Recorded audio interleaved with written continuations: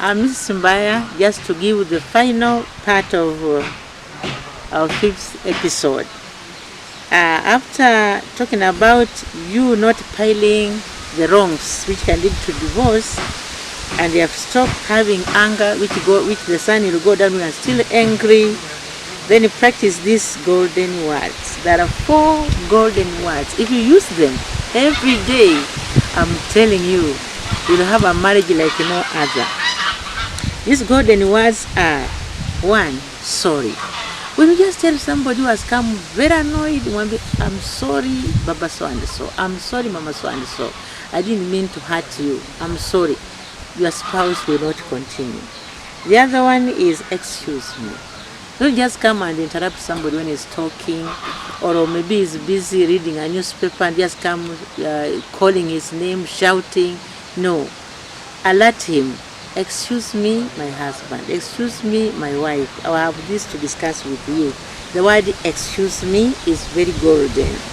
Then when you have been given something, whether small, whether big, if you have been given a compliment, remember to say thank you. It does not cost you anything. Just say thank you for the compliment. Thank you for giving me this handkerchief. Thank you for bringing me a bouquet of flowers, and so on. And then if we have just discussed this one about forgive me. Forgive me for doing wrong. Forgive me for coming late. Forgive me for breaking the glass. Even teach this to the children, and they will learn to know those golden words. They are called golden because they avert anger. When somebody is angry and you say, forgive me, a good man will stop. A good wife will stop.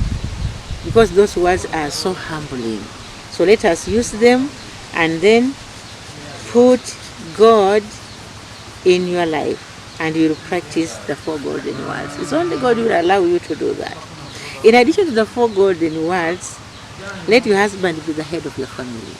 That one is godly given. That one is a godly gift. So always remember, your husband is the head. Does not remember, no matter how much your husband looks like, how well he is dressed, how well he has money, so long as he's the male, the one who took you from your parents to his house, he is the head. And then both of you, husband and wife, honor one another as you honor God. You cannot say I love God and you hate your wife. Respect one another. Husband respect your wife, and wife respect your husband. And then have open communication. Open communication. Don't ever shut your mouth for 2 days, a day, even hours is not right. If you love and honor God, then you love and honor His creation. Your wife is a creation, so you are. So always honor. And then value each other. Value each other. That out of the many women I had, out of the many men I had, I settled with this one. So value that person, and value the talents God has given. Value the talents, value the gifts, value the achievements that your spouse is getting.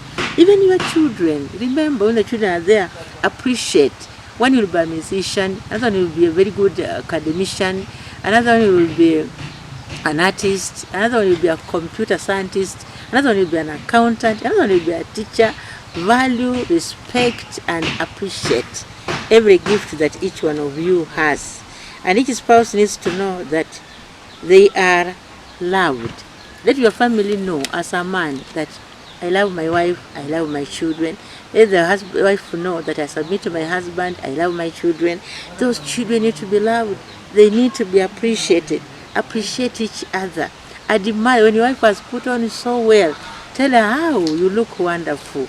If your husband has put on well, very well, wow, you are wonderful, you look nice. And your children, recognize each other and respect each other. Even the littlest child in your family, let that child feel that I'm appreciated, I'm loved, I'm admired, I'm recognized as part of this family. Finally, dignity. Carry yourself with dignity. Walk your stride. Don't be afraid. Let people know that you are there. Let your presence be felt by those who are around you. and trust each other and build a strong family where children will be nurtured in a conducive environment. Conducive in the house, conducive in the outside. Keep away things that can hurt your children. Keep away things that can make them look so little, so unwanted. Do all you can to nurture a family that is fearing God, that is precious to you and precious to God. And then finally, and for ladies, avoid secret bank accounts. Pesa zangu ni zangu, pesa za mume ni zetu. It should never work that way. If you are working, whether in business, whether in employment, whatever you get, tell your husband, this is what I've got. Now, your husband can tell you, now, use your money to do ABC, and I use mine to pay rent and school fees. Use this one for domestic use. So make sure that your wives, because I've heard this slogan, I don't know if it is practicable, that my money is mine, and my husband's money is ours. How will those children learn? How will you pay the rent? What about the food? What about the clothing? You can't heap everything on your husband. You have to help to complement each other. And that's what I said in the beginning. For the marriage to work, give you 100% commitment. That includes finances, includes whatever you have. Let your husband know, and you know your husbands, and be able to bring up a family. So I want to thank you for listening to me. That has been a wide topic, and I know maybe you have other questions you want to ask, you want to be discussed. If you feel there's something you want me to address, then let me know. Share with me on my WhatsApp, then we shall be able to discuss.